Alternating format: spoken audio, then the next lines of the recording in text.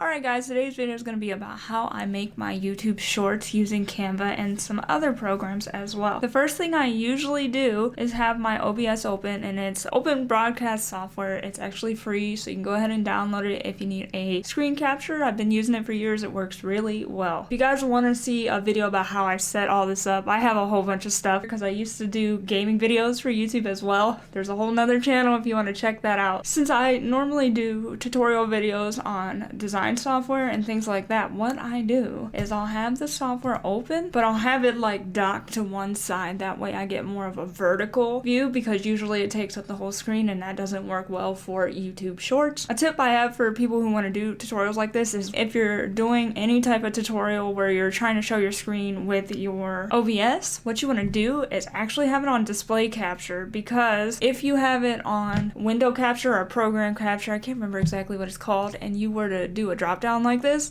drop down doesn't show. Found this out the hard way. You do not want to have to keep recording because something isn't showing. So have it on display capture, and if you accidentally capture something you don't want people to see, just edit it out. I do that all the time. This is a short I'm about to upload, so I'm gonna go ahead and link this in the video and in the description if you want to see it. And in order to edit it, what I do is I edit my shorts a lot of the times in Canva. Now, when I'm doing shorts, I usually don't have any voice, so I just mute my mic. I am using the Blue Yeti, so I just hit the mute button on the mic. That way I don't have to worry about the audio. When you're in Canva, what you want to do is go to mobile video. If you don't see it, you can type that in. This is the right dimensions for YouTube shorts. I upload the same short to Instagram and to TikTok as well, and this works. So you click it, and then it'll just pop up like usual. What you want to do is go over here to uploads and then go to video and then just upload the video. And another thing I do for my YouTube shorts, before I start cutting the video up, which I'll show you how to do in a second, I go over here to background or elements and I just type in whatever background I want to use, because a lot of the times part of the background is going to be showing in my shorts. So if you add the background before you start cutting it up, you don't have to keep adding it in later, which can get kind of tedious. Once you have all that set up, go to your uploads and you drag out a video that you recorded with OBS. You can also do this even if you're recording with your face or whatever with the camera. So what I do is kind of reposition this, and this is why having it in dock to the side, and I kind of try to keep the canvas in the center. You kind of mess with this. And another problem I run into sometimes is, I can't remember which, it's either YouTube, I was going to say Snapchat,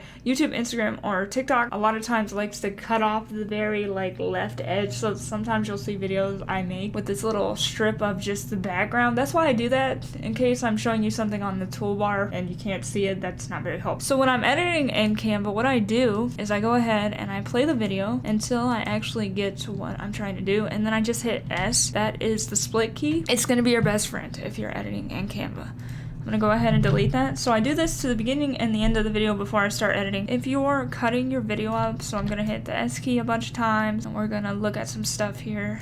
Click and hold down shift after I start dragging. And I'm going to move my video around so I can show you guys something that I do quite often in my videos. Now, I like to make cuts right where I know I need to move the video. That way it doesn't interfere with what I did previously. So we're going to move this around just a little bit, just to show an example. Canva added a transition, I can't remember when. It's new-ish, but it's not the newest. It's called Match Move, and what it does is Match Move animates identical elements smoothly between pages. Now, pages are where you make those cuts.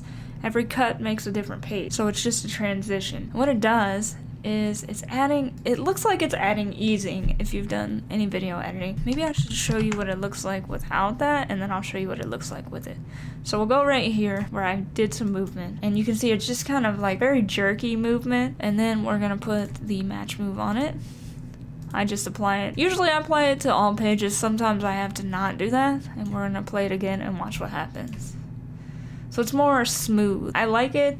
I think it looks more professional to add that in. You don't have to, but I think it gives it a nice touch. And that would work with text as well. Obviously, you can put animation on text or whatever, and it works the same. I just find that to be a very good trick. I'll show you one other thing here before I start talking about something else.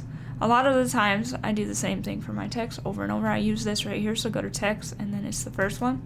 It is a pro text feature. I do have a Canva affiliate link in the description. If you want Canva Pro for free for 30 days, feel free to check that out. If you want the yellow and black text that you see a lot on videos for caption, this is how you do it in Canva. You click on that and then you go up here and you change this color to black because it's the outline color. And then you go to effects and you change this to yellow. I usually just use the yellow they have set in default colors. You put the offset down to 0, so you just get outline text. And I usually increase this so that the stroke is thicker. And then I go through the video and I just change whatever this says.